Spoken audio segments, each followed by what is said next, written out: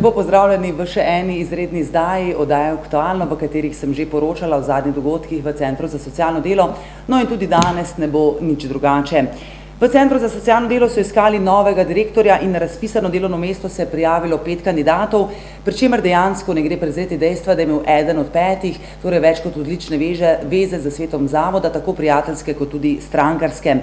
No, če boste prezrli to dejstvo, vam vsekakor naj ne uide sledeče, torej predstavniki zaposlenih na Centru za socialno delo so za ta istega kandidata, konkretno govorimo o gospodu Juriju Šumečniku, predočili sklep, da ne izpolnjuje pogojev za razpisano delovno mesto. No in na tem mestu se je predsednik sveta zavoda, gospod Balant, odločil, da za mnenje popraša ministrstvo, ki pa se na vprašanje o pogojih Jurija Šumečnika pravzaprav ni osredotočilo, ker je prišlo po mnenju ministrstva, mimogrede pod tem dopisom je bil podpisan gospod Dominkuš, v fazi postopka do bistvenih kršitev.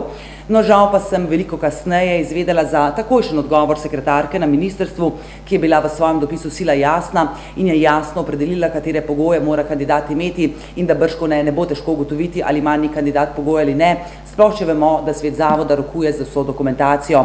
No, naslednji korak v tej zgodbi je bila odločitev, da se razpis razveljavi in tudi že v tretje ponovi. Kmalu zatem je ministrstvo prejelo še 2 odstopni izjavi, naj povem, da sta odstopila 2 člana sveta zavoda, gospod Matijevič in gospod Ristič, menda zaradi razlogov osebne narave, no morda pa tudi zaradi pritiskov in posmeha, kot smo lahko slišali za zaprtimi vrati zadnje seje. No in zdaj pa k najnovejšim neuradnim informacijam iz ministrstva. No, že malo poprej sem vam omenila gospoda Dominkuša, generalnega direktorja na Direktoratu za socialne zadeve na Ministrstvu za delo, družino, socialne zadeve in enake možnosti, ki je mimogrede v svoji karieri preživel tako rekoč vse vlade in znal rokovati z tako rekoč vsemi političnimi barvami in je tisti, ki je zatrjeval nezakonitost postopka pri imenovanju direktorja na Centru za socialno delo, hkrati pa prezrl vprašanje o pogojih Jurija Šumečnika in pri vsem tem zahteval ustavitev postopka, saj bi v nasprotnem primeru ministrica ne izdala soglasja in seveda, kot vemo, brez soglasja tudi ni imenovanja novega direktorja.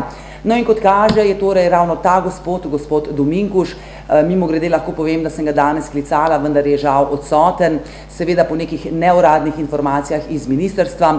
tudi zaradi zgodbe vezane na Center za socialno delo v Slovenj Gradcu, naletel do svojih meja. Zanj se na ministrstvu že pripravlja zamenjava in njegova razrešitev. No, pa naj še kdo reče, da nas Korošcev v Ljubljani ne slišijo. V tem trenutku le še srečno.